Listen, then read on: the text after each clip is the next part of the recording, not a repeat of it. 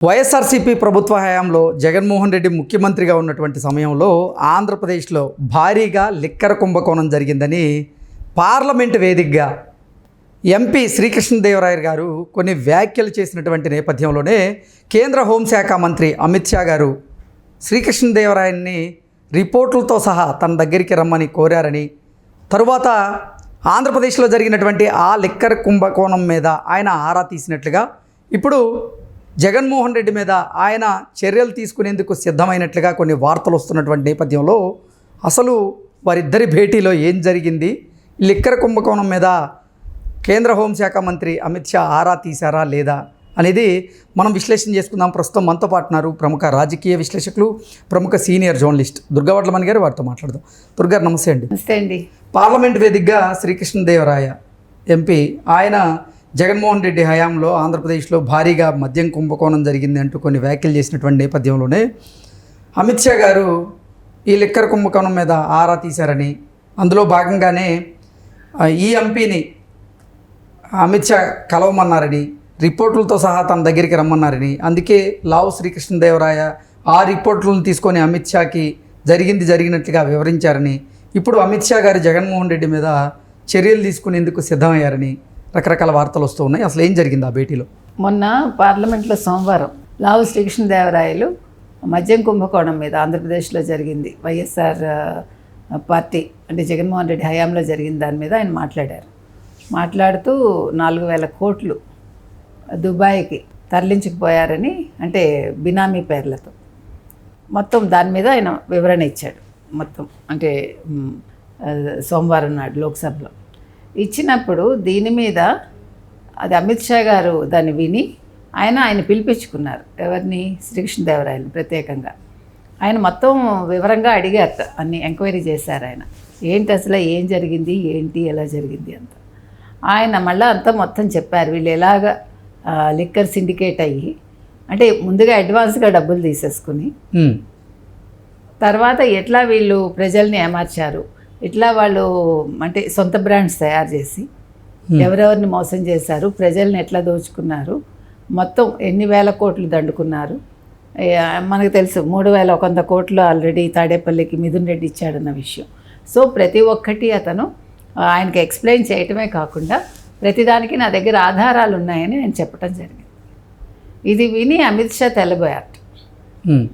తెల్లబోయారంటే మరి గతంలో BJP YCP కలిసే ఉన్నాయి కదండి, మరి తెల్లబోవడం ఏంటి మనకు అర్థం కాల. అంటే ప్రజలు ఆలోచిస్తారు కదా. ఇప్పుడు 5 ఏళ్ళు ఒక ప్రభుత్వం ఉన్నప్పుడు ప్రభుత్వంలో ఏం జరుగుతోంది, లిక్కర్ ఏ రకంగా వాళ్ళు సప్లై చేస్తున్నారు, ఎందుకంటే కేంద్రం దృష్టి పెట్టాలి కదా, ఏ రాష్ట్రమైనా వాళ్ళు పెట్టాలి. ఇప్పుడు మీరు కేజ్రీవాల్ని తీసుకోండి, ఏమన్నాడు, నేను అవినీతి పాలన చేస్తాను, చీపురుతో నేను మొత్తం అవినీతిని తుడిచేస్తానన్నాడు. ఆయన లిక్కర్ స్కామ్ చేశాడు, ప్రజలు ఆయన చీపురుతో తోసిపడేశారు కదా, చీపురునే మూలపడేశారు. మీరు డిఎంకే తీసుకోండి, స్టాలిన్ ప్రతిదానికి మేము దక్షిణాది వాళ్ళు మమ్మల్ని చిన్న చూపు చూస్తారు, మా మీద అన్ని రుద్దడానికి చూస్తారు, మేము ట్యాక్సులు కడుతున్నాం, మేము ఎక్కువ జిఎస్టీ కడుతున్నాం అంటారు ఆయన. సో ఆయన విషయంలో కూడా సేమ్ మద్యం స్కామ్ వచ్చింది కదా. ఈరోజు ఆ 2 పార్టీలు కూడా కేంద్రం నుంచి ఎదుర్కొన్నాయి కదా. ఇప్పుడు నెక్స్ట్ వైసీపీ వచ్చిందనమాట. అంటే గతంలో డిఎంకే అండ్ కేజ్రీవాల్ని మీరు తీసుకుంటే కనుక ఆప్ పార్టీ వాళ్ళకి వ్యతిరేకం, కానీ ఈ వైసీపీ అనేది వాళ్ళతో కలిసి నడిచింది. అంటే బయట నుంచి మద్దతు ఇచ్చినా ఏ రకంగా ఇచ్చినా జగన్మోహన్ రెడ్డి అడుగడుగునా వెళ్ళి దండాలు పెట్టాడు బీజేపీకి. సో అప్పుడు కనిపించింది. ఇప్పుడు వీళ్ళు చెప్పేసరికి ఆయన ఆశ్చర్యపోయారంటే ప్రజలు ఆశ్చర్యపోతున్నారు, బీజేపీ అలా ఎలా ఆశ్చర్యపోతున్నారు.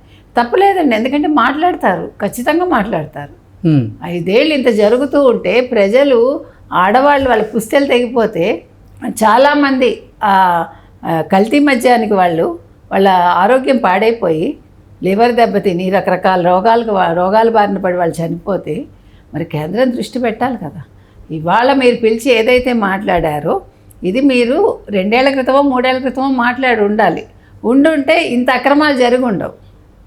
తాడేపల్లి కంటైనర్ వచ్చిందన్నప్పుడు ఎవడూ మాట్లాడలా, అంత డ్రగ్స్ కంటైనర్ అంత పెద్దది వచ్చినప్పుడు కేంద్రం మాట్లాడలేదు. అంటే ఆంధ్రప్రదేశ్ని అలా ఒక విచ్చలవిడిగా వదిలేయడం అనేది ఎంతవరకు సబబు? గంజాయి తోపుడు బళ్ళ మీద అమ్మారు అంటే అంటే ఆ రాష్ట్రం అనేది ఒక ప్రత్యేక ప్రతిపత్తి కలిగిన రాష్ట్రంగా మారిపోయింది, అంతే కదా. అంటే ఎవడు దాన్ని బట్టి ఒక దేశంలాగా అయిపోయింది అనుకోండి. అవినీతికి, లేకపోతే గంజాయికి, లేకపోతే డ్రగ్స్కి, వీటన్నింటికి కూడా ఒక ప్రత్యేక రాష్ట్రం కాదు, ప్రత్యేక దేశంగా మారిపోయి కేంద్రం దృష్టి నుంచి వాళ్ళు తప్పించుకున్నారా, లేదు కేంద్రం ఉదాసీన వైఖరి వహించిందా అనేది బీజేపీ చెప్పాలి. ఇంకా జగన్మోహన్ రెడ్డి ఏమనాలి, వెనక మార్గం గుండా బీజేపీతో మంతనాలకు ప్రయత్నిస్తున్నారా, ఇంతమంది అరెస్టులు అవుతూ ఉంటే వైసీపీలో, వీటన్నింటి మీద కూడా బీజేపీ తప్పకుండా నోరు విప్పాలి. ఇవాళ జరుగుతున్న ఈ అరెస్టులు కరెక్టా కాదా అనేది, ఎందుకంటే కూటమిలో వాళ్ళు ఉన్నారు, ప్రతిదానికి వాళ్ళు జవాబుదారీ ఉన్నారు కాబట్టి అవన్నీ మాట్లాడాలి. ఇవాళ లావు శ్రీకృష్ణదేవరాయలను పిలిచి ఆయన మాట్లాడారంటే ఖచ్చితంగా ఆయన వాణి. జగన్మోహన్ రెడ్డి హయాంలో ఆంధ్రప్రదేశ్లో జరిగినటువంటి మద్యం కుంభకోణం విషయంలో చంద్రబాబు గారు కూడా సంచలనమైనటువంటి నిర్ణయం తీసుకోబోతున్నారని, ఈ మద్యం కుంభకోణానికి సంబంధించినటువంటి ఆధారాలను బయటపెట్టేటువంటి అవకాశం ఉందని, తద్వారా అంటే ఈ మద్యం కుంభకోణానికి పాల్పడిన వ్యక్తులు ఎవరైతే ఉన్నారో వారందరూ కూడా అరెస్ట్ అయ్యేందుకు రంగం సిద్ధం చేస్తోంది ఆంధ్రప్రదేశ్ ప్రభుత్వం అన్నట్టుగా కొన్ని వార్తలు వచ్చాయి. ఏంటి అసలు ఏం జరగబోతుంది? అదే ఈడీ వెళ్తారు జగన్మోహన్ రెడ్డి ప్యాలెస్కి, తాడేపల్లికి, ఇవన్నీ వార్తలు వస్తున్నాయండి. నిజంగా జరిగితే ప్రజలు సంతోషిస్తారు, ఎందుకంటే తప్పు ఎవడు చేసినా తప్పే కదా. ఇప్పుడు ఇవాళ మీరు జస్టిస్ వర్మ విషయం తీసుకోండి, ఏదో అక్కర్లా, మరి అక్కడ నోట్ల కట్టలు కాలిపోతే వాళ్ళ ఇంట్లో మరి ఎఫ్ఐఆర్ ఎందుకు నమోదు కాలేదు? ఎందుకు పోలీసులు భిన్న కథనాలు వినిపిస్తున్నారు? ఇప్పుడు న్యాయ వ్యవస్థ ప్రత్యేకం, న్యాయ వ్యవస్థ గురించి ఎవరు మాట్లాడకూడదు, ఎవరిని ఎవరు కమెంట్ చేయకూడదు అంటే మరి ప్రజలు కమెంట్ చేస్తారండి, ప్రజల హక్కు అది, అవునా కాదా? మరి ఇవాళ దాని గురించి ఎందుకు ఎవరు స్పందించట్లేదు? అట్లాగే ఈయన విషయంలో కూడా, జగన్మోహన్ రెడ్డి చేసిన అక్రమాల విషయంలో కూడా తెలుగుదేశం దృష్టి పెట్టింది బాగానే ఉంది, కానీ కేంద్రం కూడా సపోర్ట్ చేయాలి. ఇప్పుడు ఒక మాజీ ముఖ్యమంత్రిని మీరు అరెస్ట్ చేశారుగా, కేజ్రీవాల్ని చేశారా లేదా మద్యం కుంభకోణంలో?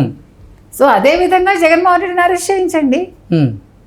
మీరు మీ పాత స్నేహాలు గుర్తుపెట్టుకుని తప్పు చేసిన వాడిని వదిలిపెట్టకండి. మీకు అపోజిషన్లో ఉండేవాడిని ధైర్యంగా అరెస్ట్ చేయించి, కవితను అరెస్ట్ చేయించి, ఒక మహిళని, అది ఎంత ఆడుకున్నారు మీరు?